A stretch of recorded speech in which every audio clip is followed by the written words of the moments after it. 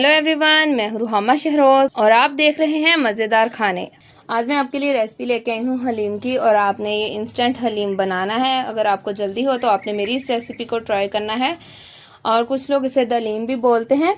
तो चलिए हम रेसिपी को शुरू करते हैं। इसके लिए आप ये देख रहे हो मैंने प्लेट में दालें रखी हैं, जिसमें मेरे पास माश की दाल है, मसूर की है, मूँग की दाल है, चावल है, गंदम और चने की दाल। तो उसके लिए हमने ये सारी चीज़ें यूज़ करनी है और ये सारी दालें जो है मैंने 120 ग्राम ली है। यानी एक जो दाल है वो मैंने 120 ग्राम ली है, दूसरी दाल भी 120 ग्राम ही ली है और जो गंदम है वो भी मैंने 120 ग्राम ली है। तो चलिए अब इन सब दालों को, चावल और गंदम को मैं मिक्स कर लूँगी एक बॉल में और अच्छी तरह से हम इन्हें वॉश करेंगे। और आपने इस तरह से इनको मिक्स कर लेना है। उसके बाद आपने इन्हें वॉश करना है। वॉश इसलिए करना ज़रूरी है कि इसके ऊपर जो डस्ट लगी होती है वो सारी उतर जाए।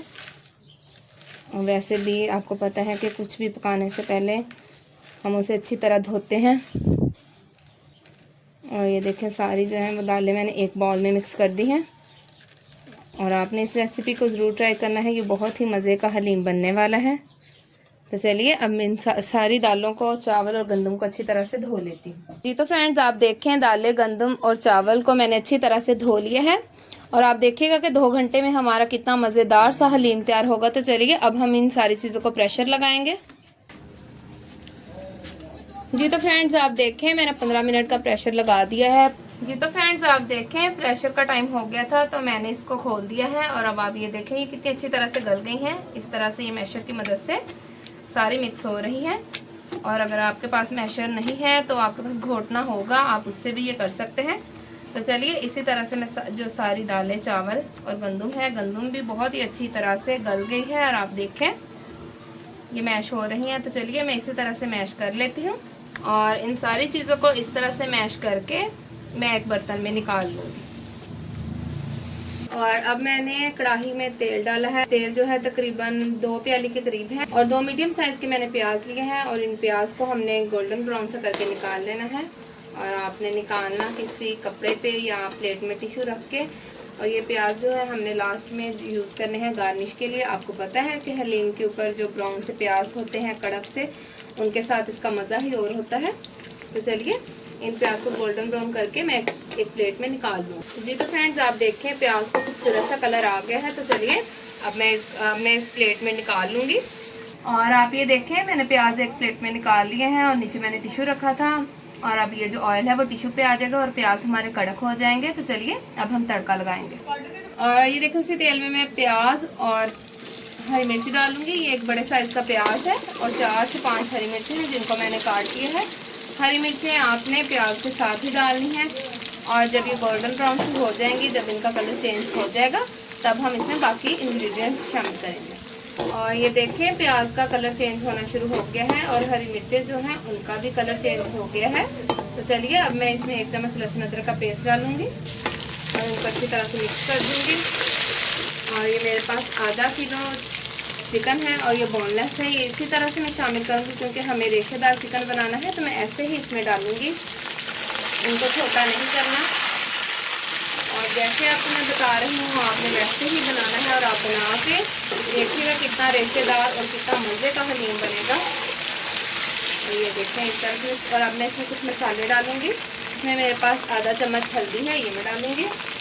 1 चम्मच पिसा ज़ीरा, 1 चम्मच सूखा धनिया और 1 चम्मच इसमें मैं डालूँगी लाल मिर्च पाउडर और 2 चम्मच नमक। और इसको मज़ीद मज़ेदार बनाने के लिए इसमें मैं डालूँगी 1 चिकन क्यूब है मेरे पास, ये इसमें बहुत ज़रूरी है।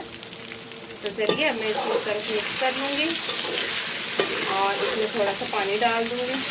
चलिए अब मैं इसे कवर करके 15 से 20 मिनट के लिए रख दूँगी। इसमें थोड़ा सा पानी में और शामिल कर दूँगी। चलें,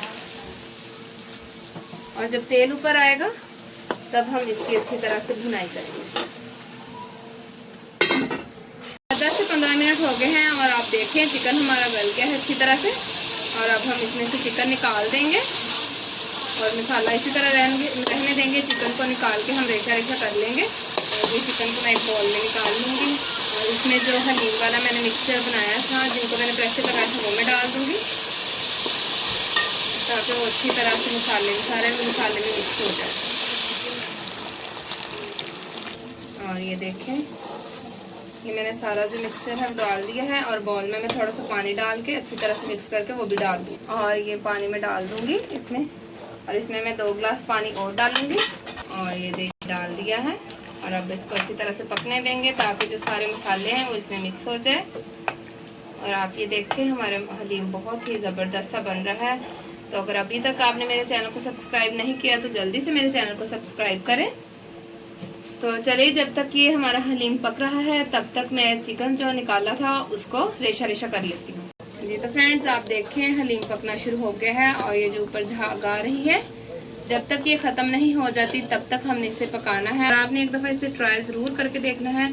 मैं उम्मीद करूँगी कि आप लोगों को ये ज़रूर पसंद आएगा और फिर कमेंट करके मुझे ज़रूर बताना है कि आप लोगों को मेरी ये रेसिपी कैसी लगी।